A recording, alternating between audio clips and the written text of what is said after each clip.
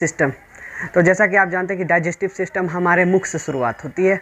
सो मुख से जब शुरुआत होती है तो मुख में हमारे दांत जो दिख रहे हैं उनको सबसे पहले समझना होगा। हमारे मुख में 4 प्रकार के दांत होते हैं, मेनली 4 प्रकार का दांत होता है। ऐसे तो 12 प्रकार के होते हैं, लेकिन हमें आपके सिलेबस के हिसाब से 4 प्रकार के दांत होते हैं। आप जानते हैं कि क्लास 5 में आप या 6 में आप पढ़ रखे होंगे। हमारे 4 प्रकार के दांत कुछ इस प्रकार के होते हैं। जो पहला जो 2 दांत दिख रहा है, हमारे दांत सिमेट्रिक शेप में होते हैं। हमारे दांत सिमेट्रिक शेप में होता है। पहले वो सिमेट्रिक का मैं बात में बताऊंगा। पहले यहाँ पे दांत के प्रकार देखिए। दांत 4 प्रकार के होते हैं। फर्स्ट इंसीजर, दूसरा केनाइन, तीसरा प्रीमोलर और फोर्थ मोलर। और इसके कुछ फंक्शन है। कृंतक, इसको हिंदी, यदि हिंदी मीडियम वाले बच्चे इंग्लिश दोनों के लिए, तो हिंदी मीडियम वाले को भी इंग्लिश जानने की ज़रूरत होती है। कब तक आप हिंदी को धोएंगे, तो उससे हमें इंग्लिश भी जानना होगा। Incisor, canine, premolar and molar. Incisor को हिंदी में हम लोग कहते हैं कृंतक, रदनक और अग्रचवर्णक और चवर्णक। जैसा कि आप जान रहे हैं, कृंतक जो हमारे जो फर्स्ट जो दांत होते हैं, ये आगे वाला, ये इनको कहते हैं कृंतक दांत। ये काटने के काम में आता है। क्या काम में आता है? काटना।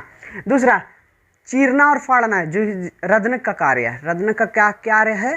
चीरना और फाड़ना। यदि आपसे एग्जाम में पूछ सकता है ये एग्जाम में, इसीलिए आपको फंक्शन इसका जानना पड़ेगा। अग्रचवर्णक, अग्रचवर्णक 2 तरह का काम करते हैं। ये चीरते भी हैं, फाड़ते भी हैं और प्लस चबाने के भी काम आते हैं। और लास्ट आपका चबाने वाला काम, चबाने वाला दांत जिसको मोलर कहते हैं, इंग्लिश हिंदी में कहते हैं। अभी जैसा हम बताए थे कि हमारे दांत 4 प्रकार के होते हैं, वो कौन कौन से होते हैं, चले मैं इस डायग्राम से आपको बताने की कोशिश करता हूँ। ये हमारे जो फर्स्ट के 4 दांत हैं, जो हमारे आगे के ये दांत है, वो ये हैं। इसे हम लोग कहते हैं इंसीजर, यानी कि कृंतक। ये संख्या में नीचे 4 होते हैं और ऊपर भी सेम संख्या में 4 होते हैं। यानी कि हम यदि नीचे का पढ़ लें तो ऊपर का पढ़ने का कोई ज़रूरत नहीं है। तो आइए बताते हैं। ये हमारे नीचे के 4 दांत होते हैं, जिसे कृंतक कहते हैं। इनका मुख्य काम होता है काटना। यदि कोई भी हम फल काटते हैं तो हम लोग अपना फर्स्ट में यहीं पे ले जाते हैं और इसको काटते हैं।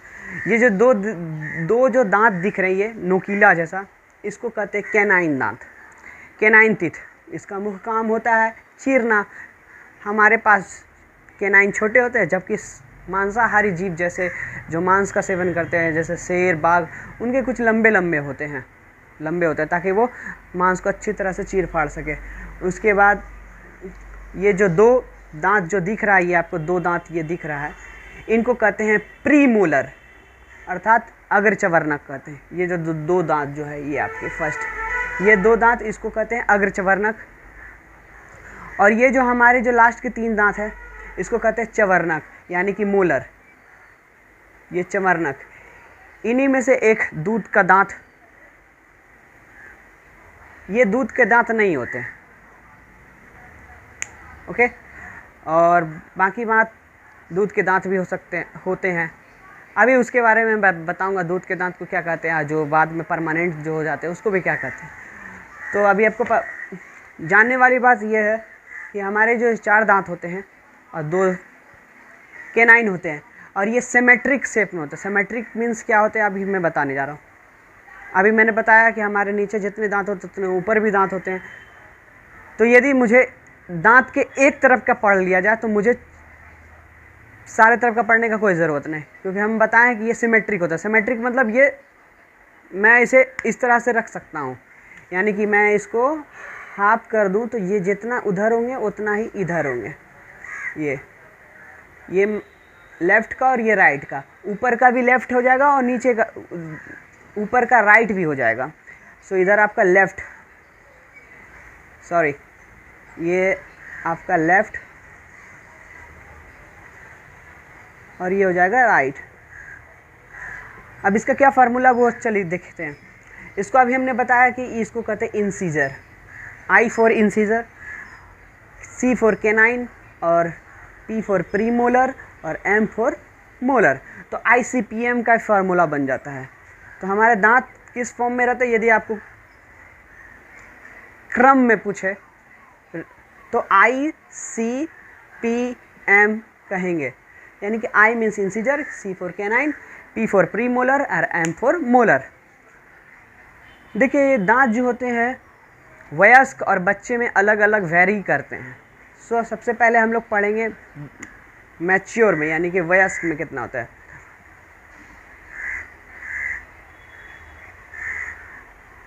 वयस्क में ये कितने प्रकार के होते हैं, कितने प्रकार के नहीं, कितने नंबर में होते हैं वो मुझे बताना है। वो यो आधा सौ को वयस्क। एडल्ट में कितने होते हैं वो मैं बताता हूँ, ADULT। सो 21-23 के फॉर्म में रहते हैं, 21-23।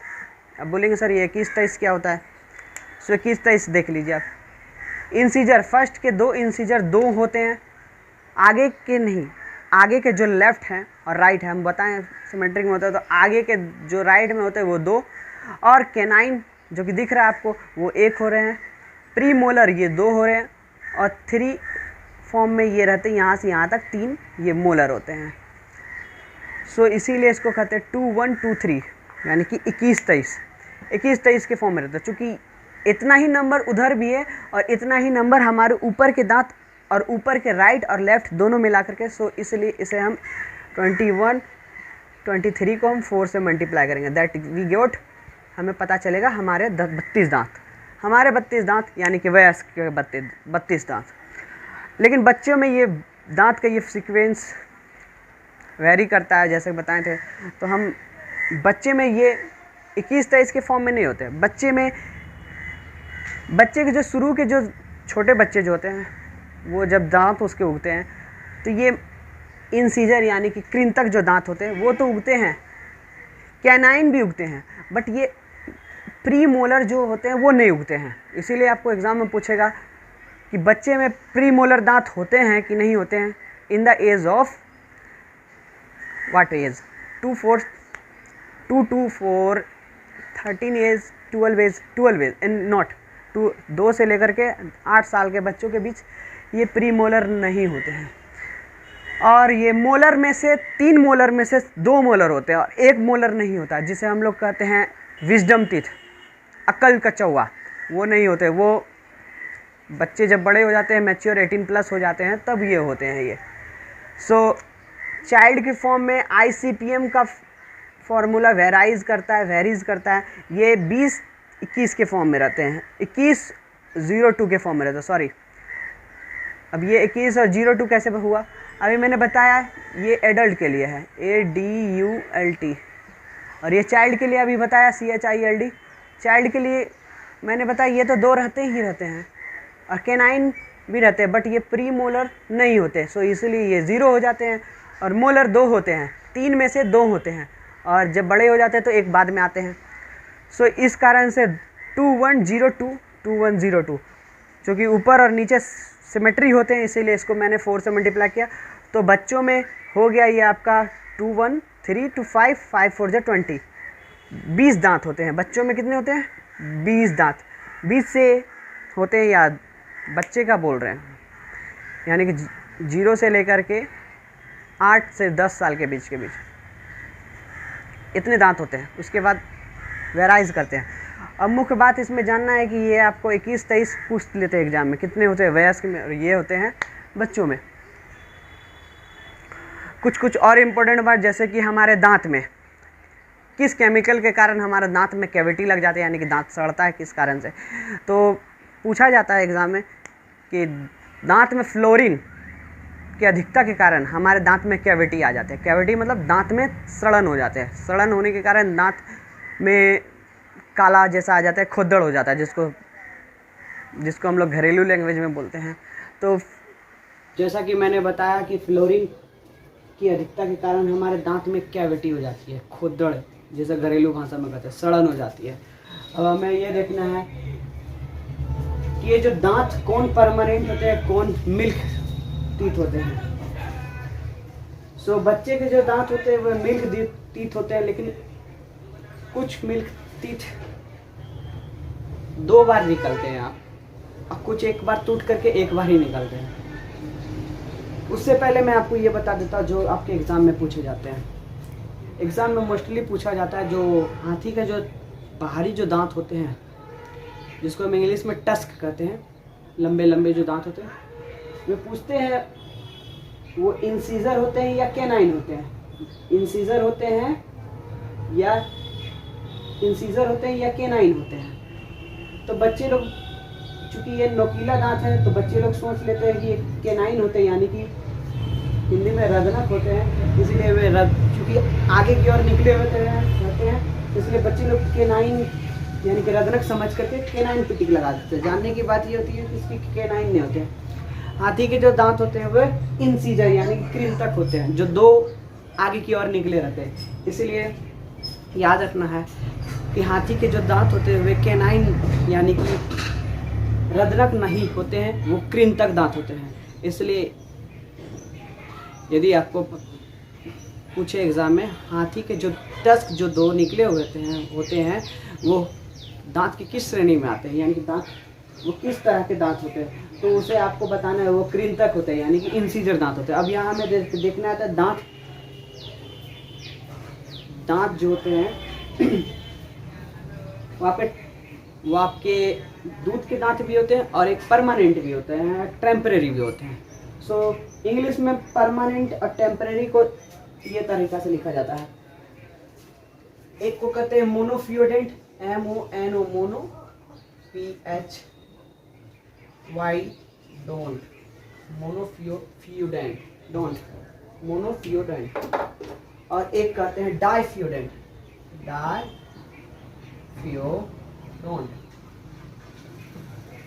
मोनोफियोडेंट और डाइफियोडेंट।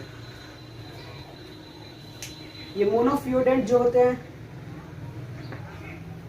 वो परमानेंट होते हैं और ये डाइफियोडेंट जो होते हैं वो टेम्परेरी होते हैं, यानी कि टेम्परेरी जैसा कि आपको पता चल रहा है ये दूध के दांत होते हैं। दूध के दांत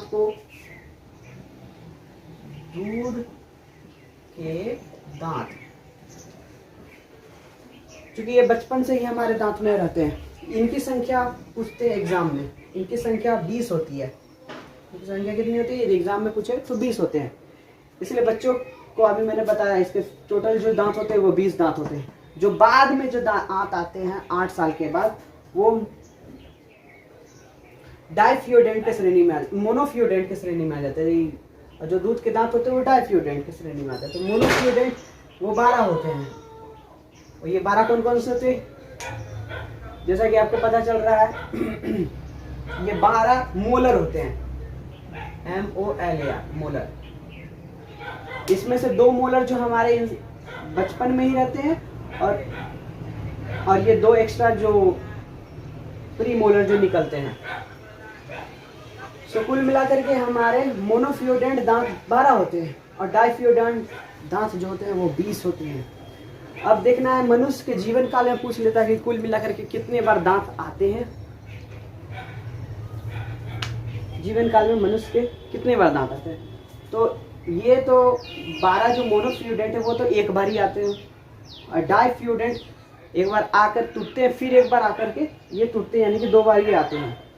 सो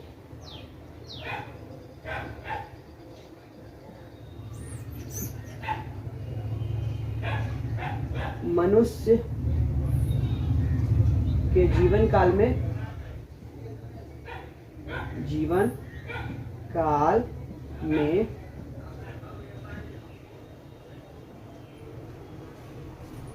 12 प्लस ये एक बार ही आते हैं, एक बार, और 20 दांत जो मैंने बताया अभी दूध का दांत जो होता है वो एक बार आते हैं फिर टूट जाते हैं, फिर एक बार आकर के रह जाते हैं। सो ये 2 बार होते हैं, 2 बार। तो कुल मिलाकर के मनुष्य के मुख में 52 टाइम्स दांत आते हैं, मतलब 52 नहीं 52 जीवन काल में, मनुष्य के जीवन काल में 52 बार दांत आते हैं। 52 बार नहीं, एक दांत।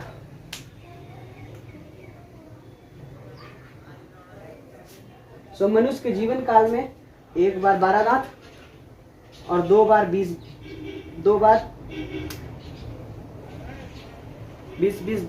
मिलाकर के दांत आते हैं, जो कि 52 आते हैं। तो एग्जाम में पूछ लिया जाए कि मनुष्य के मुख में दांत कितने बार आते हैं, तो आपने बोलना है 52 बार। किस तरह से होता है ये आपको बता दिए। सो आप इसको स्क्रीनशॉट मार सकते हैं। मैं 3 गिनती जैसा कि आप देख रहे हैं ये हमारे छोटे बच्चे का दांत है। इसके जो आगे का जो 4 दांत है ये कृंतक है और पीछे का जो ये मोलर और प्री मोलर है। इस आकृति को आप देख करके समझ में आ रहा होगा आपको। दांत में फ्लोरीन के अधिकता के कारण हमारे दांत में सड़न कैविटी होते हैं। एग्जाम में पूछ लिया जाए कि दांत में किस रसायन के कारण हमारे दांत में कैविटी होते हैं, सड़न होते हैं, तो आप लोगों को बताना है कि दांत में फ्लोरीन के कारण दांत में सड़न होते हैं, जिसको कैविटी कहते हैं इंग्लिश में। हमारे दांत 2 तरह के होते हैं एज के आधार पर। जो हमारे दांत मरने तक रहते हैं उसको कहा जाता है मोनोफियोडेंट, और जो दांत बचपन में आते हैं उसको डाइफियोडेंट कहते हैं, जिसको हिंदी में कहते हैं दूध के दांत। दूध के दांत जो बचपन में होते हैं वो 20 होते हैं। गौर फरमाने की बात है कि ये जो 20 जो दांत होते हैं वो एक बार जन्म लेने के समय आते हैं, फिर एक बार ये टूट जाते हैं, फिर ये एक बार आते हैं, यानी कि 20 दांत जो है वो हमारे मुंह में 2 बार आते हैं। सो 20 दांत हमारे मुंह में 1 टाइम्स एंड 2 टाइम्स 2 बार आए। और मोनोफियोडेंट जो परमानेंट दांत होते हैं, जिसमें अकल का दांत भी आता है, और ये 2 दांत मैंने बताया जो मोलर और 2 प्री मोलर जो मिल करके वो 12 दांत जो हमारे लास्ट में आते हैं जब हम 8 साल से बड़े हो जाते हैं, जो कि यहाँ पर है, वो एक बार आते हैं। सो 12, 20 प्लस 20 टोटल मिला के 52, यानी कि हमारे दांत जो बोलते हैं ना आपको कि 32 होते हैं, वो 32 तो होते हैं जो बुढ़ापे तक होते हैं, लेकिन हमारे दांत कुल मिलाकर के 52 बार आते हैं। जो इस तरह से यदि एग्जाम में पूछ लिया जाए कि हमारे दांत में पूरे जीवन काल में कितने दांत आते और जाते हैं, तो वो 52 दांत होते हैं। तो एक एग्जाम में पूछ लिया गया था 52 कितने बार आते हैं, तो आपने बताना है 52 बार आते हैं। और ये हमारा दांत का एनिमेशन ग्राफिक चित्र है, जिसमें सबसे पहला जो पार्ट दांत का ऊपरी पार्ट का नाम है एनिमल। एग्ज़ाम में पूछ लिया जाता है कि हमारे ह्यूमन बॉडी का सबसे हार्डेस्ट थिंग्स क्या होता है, तो वो एनिमल होता है। उसके बाद डेंटाइन आता है, उसके बाद आपका डेंट का चैम्बर आता है। तो आपने याद रखना है सबसे हार्डेस्ट मटेरियल इज़ एनिमल। यहाँ से कॉपी किताब आप लोग खोलें और इसको नोट डाउन करें, क्योंकि यहाँ से आपका बहुत ज़रूरी एग्ज़ाम में आने वाला है। सबसे पहली बात, यहाँ हमारे मुख हैं। ये जो हमारे हैं ये मुख हैं।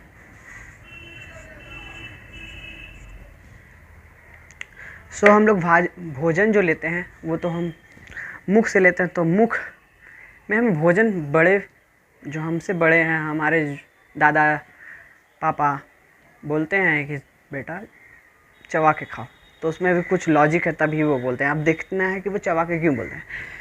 हमारे मुंह में जो स्लेवरी ग्लैंड होते हैं, यानी कि लार ग्रंथियाँ हिंदी में बोलते हैं उसको।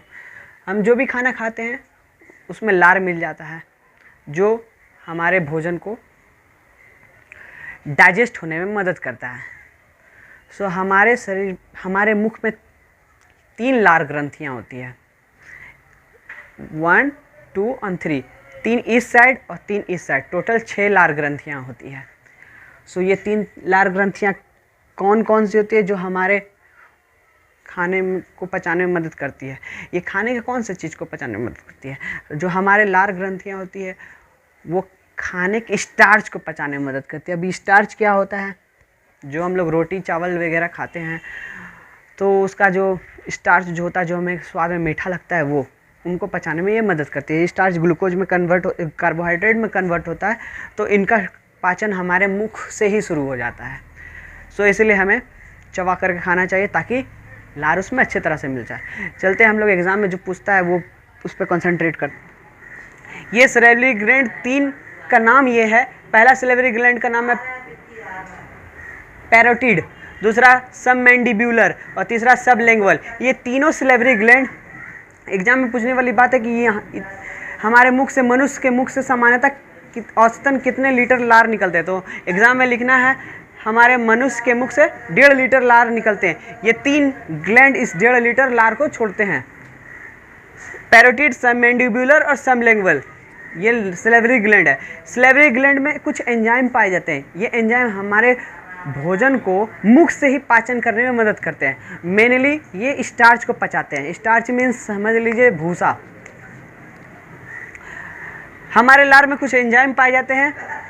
स्टार्च मीठा लगता है स्वाद में खाने में, इसीलिए हमें देर तक यदि कोई भी खाना को चबाएंगे तो हमें मीठा लगता है, क्योंकि वो कुछ पचने लगता है हमारे मुख से। तो हमारे लार में कुछ एंजाइम पाए जाते हैं। पहला, हमारे लार में 3 प्रकार के एंजाइम पाए जाते हैं। पहला एंजाइम का नाम है टाइलिन। टाइलिन याद रखना चीज़ है, टाइलिन, लाइसोजाइम और म्यूलिन। और सब किताब में टाइलिन ही लिखा हुआ है, लेकिन मैं आपको एडवांस बता रहा हूँ कि हमारे मुख में 3 लार एंजाइम पाए जाते हैं, टाइलिन, लाइसोजाइम और म्यूलिन। टाइलिन विशेषतः स्टार्च और मंड का पाचन करते हैं। मंड मीन्स हम कोई भी फूड खाते हैं तो उसमें कार्बोहाइड्रेट अर्थात मंड होता है। मंड मीन्स जैसे कि आप कोई आलू को काटिए तो आलू का सादा सादा जैसा पानी जैसा रस चुनने लगेगा, वो मंड होते हैं, वो स्वाद में मीठा होते हैं। सो टाइलिन हमारे मंड को पाचित करता है। लाइसोजाइम, हाँ, भोजन में कुछ कीटाणु होते हैं, उन्हें मारने में लाइसोजाइम हमारे मदद करते हैं। और म्यूलिन भोजन को चिपचिपा बना देते हैं, जो हमें घोटने में मदद करते हैं। तो आइए अब हम लोग आमाशय के बारे में पढ़ाई करते हैं। आमाशय, स्टोमक इंग्लिश में, आपके एनसीईआरटी में इन डिटेल में नहीं दिया गया, मैं बताता हूँ। आपका आमाशय जो होता है वो 3 भागों में बांटा रहता है, फर्स्ट, सेकेंड एंड थर्ड। पहला भाग, चूँकि ये आमाशय हमारे दिल के नज़दीक यानी कि हमारे हार्ट के नज़दीक रहता है, और हार्ट को इंग्लिश में हार्ट के अध्ययन को कार्डियोलॉजी कहा जाता है, तो इसलिए इसको कहा जाता है कार्डियक। हार्ट के पहले वाले हिस्से को कहा जाता है कार्डियक, CARDIAC, कार्डियक। आमाशय का पहला हिस्सा कार्डियक। आमाशय का दूसरा हिस्सा फंडल होता है, फंडिक, फंडल नहीं, फंडिक। आमाशय का तीसरा हिस्सा जिसको हम लोग कहते हैं पाइलोरी।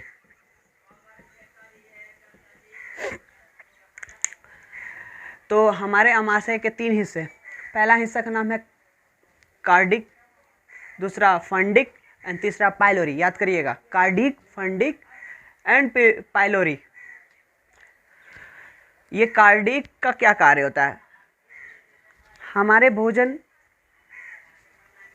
जब ग्रास नलिका, आहार नलिका से यहाँ आती है, तो यहाँ हमारे आमाशय की ये सारी भित्तियाँ जो होती है, हमारे आमाशय की ये जो भित्तियाँ होती है आमाशय की, कार्डियक की, यहाँ से एक अम्ल निकलता है जिसका नाम है HCl, हाइड्रोक्लोरिक एसिड।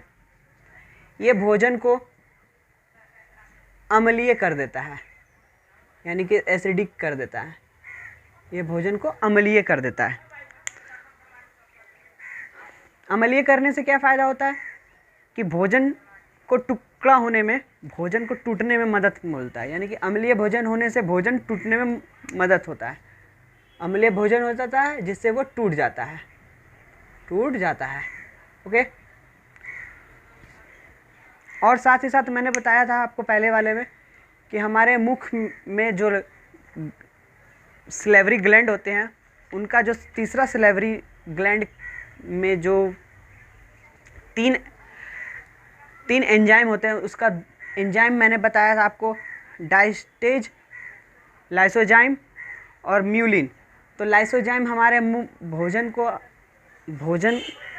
में जो सूक्ष्म जीव कीटाणु वगैरह रहते हैं उसको तो मारते हैं, और जो सूक्ष्म जीव बचे हुए रहते हैं वो हमारे कार्डियक में आ जाते हैं। जो HCl जब उससे अभिक्रिया करते हैं तो वहाँ पर कुछ मर जाते हैं, तो हमारा भोजन HCl में हमारा भोजन HCl मिलने से ये 2 फ़ायदा हो जाते हैं। एक तो वो टूट जाते हैं और प्लस उसमें जो सूक्ष्म जीव जो रहते हैं वो मर जाते हैं।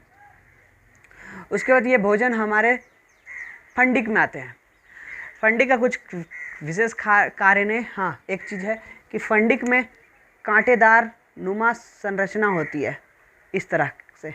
ये कांटेदार नुमा संरचना को कहा जाता है रूजी, RUZZI, रूजी। ये रूजी का क्या कार्य है? ये रूजी हमारे भोजन को होल्ड करके रखते हैं, थोड़ा देर के लिए वहाँ पे ठहरने रहते हैं। थोड़ा देर नहीं, कम से कम 4 घंटा हमारे भोजन ये हमारे फंडिक में रुकता है। फंडिक हमारे भोजन को रोके रखता है। रोके रहने से भाई साहब क्या कार्य है? ताकि HCl अच्छी तरह से उसमें मिल जाए। फंडिंग में रोके रहने का कारण ये है कि ताकि उसमें HCl अच्छी तरह सारे भोजन में पूर्णतः मिल जाए। उसके बाद हमारा भोजन फंडिंग से हमारे पाइलोरी में आते हैं। फंडिंग से हमारे भोजन हमारे पाइलोरी में आते हैं। और रुकिए एक चीज़, पहले हम लोग देखते हैं फंडिंग में। जो इंसान ज़्यादा देर तक खाना नहीं खाता है तो ये रूजी उसके खड़े हो जाते हैं, जिसके कारण हमारे पेट में चुभन जैसी समस्या होने लगती है। इसीलिए हमें हर 4 घंटा में कम से कम भोजन करना चाहिए। तो रूजी का क्या कार्य है? भोजन को होल्ड करके रखना ताकि उसमें HCl मिल जाए। इसके बाद भोजन हमारे पाइलोरी में आता है। यहाँ पाइलोरी से जठर ग्रंथि, हमारे पाइलोरी में कुछ ऐसा संरचना होती है। ये संरचना से ये एक ग्रंथि होती है। इस ग्रंथि से गैस्ट्रिक जूस निकलता है। पाइलोरिक से क्या निकलता है? गैस्ट्रिक JUIC जूस निकलता है, यानी कि हिंदी में कहते हैं इसको जठर रस। जठर रस, अब भाई साहब ये जठर रस क्या होता है? जो हमारे HCl किया हुआ भोजन यानी कि अम्लीय भोजन है वो हमारे पाइलोरिक के जठर रस में मिल जाते हैं। जठर रस में कुछ गैस्ट्रिक जूस में एंजाइम होते हैं। एंजाइम मैंने बताया कि जो भोजन में पाचन करने में मदद करते हैं। तो जठर रस यानी कि गैस्ट्रिक जूस यानी कि जठर रस में 2 प्रकार के एंजाइम पाए जाते हैं। नाम याद यहाँ से रखिएगा, बहुत ध्यान से सुनिएगा। जठर रस में 2 तरह के एंजाइम पाए जाते हैं।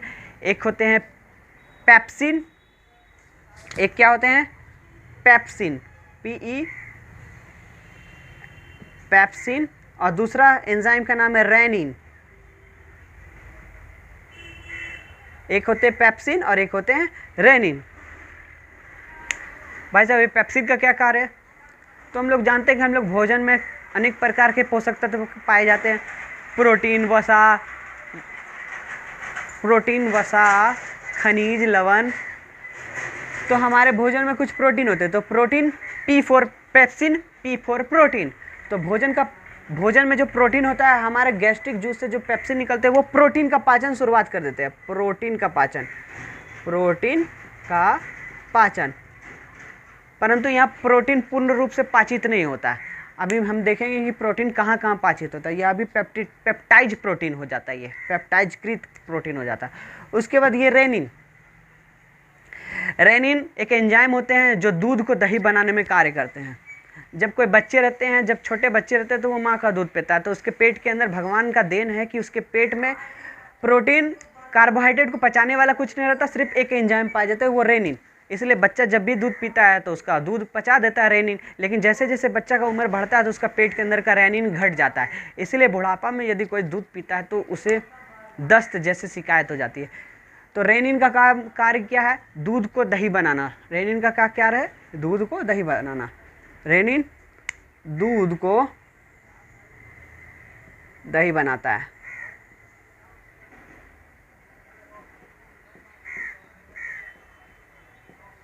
ओके, स्क्रीनशॉट मार लीजिए।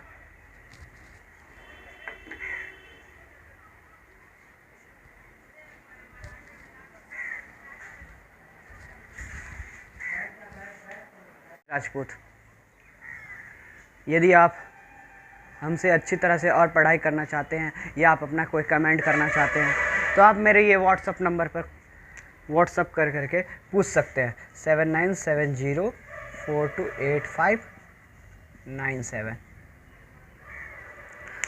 और बेहतरीन पढ़ाई के लिए आप मेरे कोचिंग सेंटर में कांटेक्ट कर सकते हैं बाय दिस नंबर।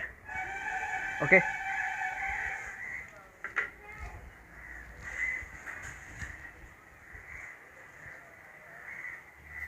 अब हम लोग चलते हैं डाइजेस्टिव सिस्टम के आगे का पढ़ाई करने के लिए। तो हम लोग जैसा जाने कि खाना मुख से आती है और हमारे स्टोमक यानी कि आमाशय में प्रवेश करती है। स्टोमक के 3 पार्ट्स जो कि पिछले वाले वीडियो में बता रखे हैं। स्टोमक के 3 पार्ट्स, उसके बाद ये हमारे खाना अब छोटी आँख में प्रवेश करती है। छोटी आँख में कहाँ पर है हमारा भोजन? यहाँ पर आती है।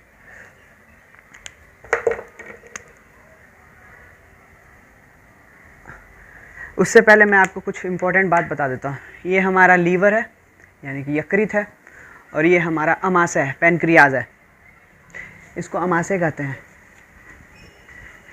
यकृत का वज़न एग्ज़ाम में पूछ लेता है 1.5 किलो लगभग होता है एवरेज में, यानी कि औसतन, और इसको 1500 ग्राम कहेंगे, ग्राम में चेंज करेंगे। ये हमारा अग्नाशय है। लीवर यानी कि यकृत का बहुत इंपॉर्टेंट फंक्शन होता है हमारे बॉडी में, इसलिए एग्ज़ाम में पूछता है हमारे शरीर का वो कौन सा अंग है जिसे केमिकल फैक्ट्री के नाम से जाना जाता है। तो none other than this is the यकृत यानी कि लीवर। लीवर को केमिकल फैक्ट्री ऑर्गन माना जाता है। लीवर से जस्ट सटा हुआ है हमारा ये गॉल ब्लैडर, हिंदी में पित्ताशय कहते हैं, और ये है हमारा है अग्नाशय। हमारा भोजन अब छोटी आंख में आ जाता है, पर ये छोटी आंख का ये जो ब्लू कलर का जो हिस्सा है, यहाँ वो भोजन क्षारीय प्राकृतिक का करना होता है, क्योंकि बिना क्षारीय प्राकृतिक के ये बिना क्षारीय प्राकृतिक के ये अग्नाशय कार्य ही नहीं करेगा। क्योंकि हम लोग जानते हैं कि अमाशय से HCl अम्ल निकलता है जो भोजन को अम्लीय कर देता है, और ये अमाशय अग्न्याशय ठान के बैठा हुआ है कि बिना क्षारीय भोजन का हम, जब तक भोजन क्षारीय नहीं होगा तब तक उस पर हम क्रिया ही नहीं करेंगे। सो बहुत बड़ा चीज़ हो गया। तो भगवान ने हमारे को इस क्षारीय यानी कि अम्लीय भोजन को क्षारीय भोजन कैसे करा जाए, तो इसके लिए भगवान ने हमें लीवर दे दिया। लीवर से यहाँ गॉल ब्लैडर में पीत का रिसाव होता है, बाइल जिसको कहते हैं इंग्लिश में। ये बाइल क्या करता है, इसका पीएच वैल्यू 8 से 9 तक होता है।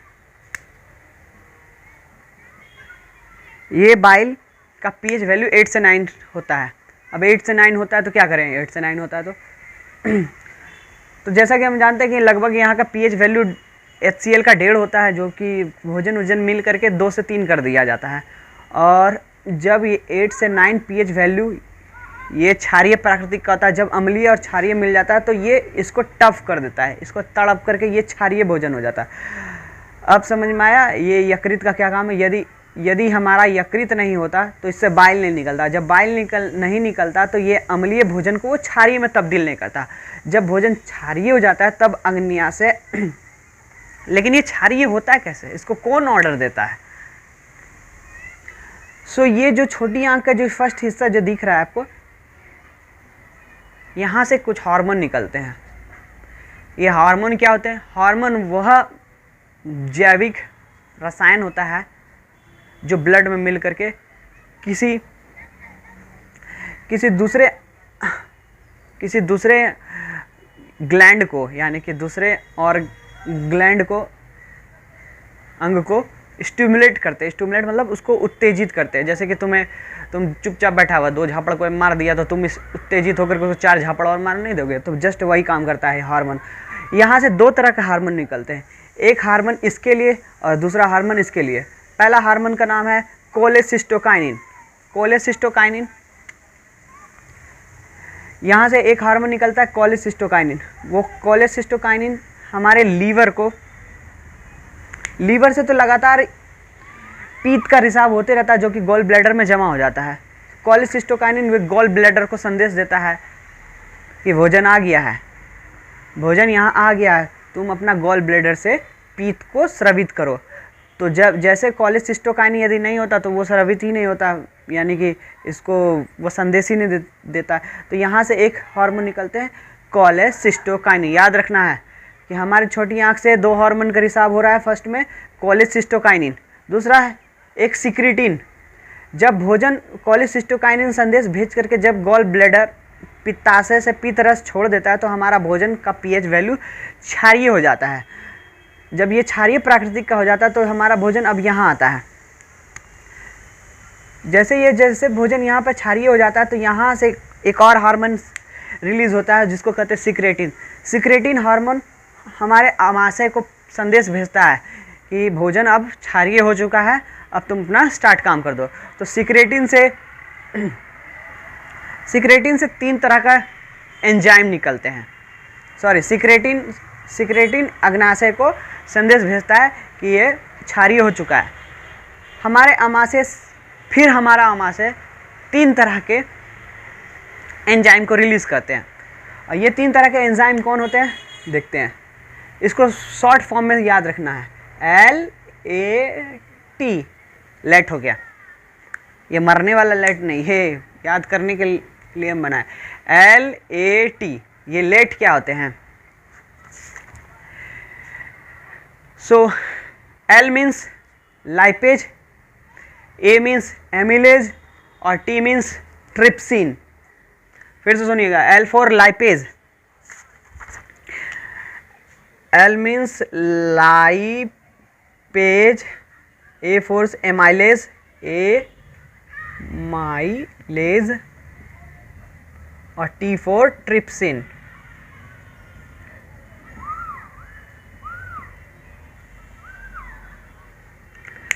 लाइपेज, एमाइलेज और ट्रिप्सिन। जैसा हम अभी पहले पिछले वाला वीडियो में देखे थे कि हमारा प्रोटीन का भी पूर्ण रूप से पाचन नहीं हुआ। प्रोटीन यहाँ पे पाचित होता है और यहाँ होने के बाद भी पूर्ण रूप से पाचित नहीं होता। फिर आगे नेक्स्ट फर्दर जब हम स्टेप पढ़ाएंगे तो वहाँ पर प्रोटीन का पाचन होता है। उससे पहले थोड़ा सा एक और जान लीजिए, ये हमारी जो छोटी आंत है, स्मॉल इंटेस्टाइन, इसका लेंथ 7 मीटर औसतन होता है और 22 फीट होता है। अब इसको हम यदि नापना चाहें तो आदमी का तो हाइट ऊपर नीचे करता है, कोई नाटा होता है, कोई लंबा होता है। तो आपका जितना हाइट है उसका 3.5 गुना इसकी लंबाई होती है। 3:1/2 टाइम्स ऑफ ह्यूमन हाइट।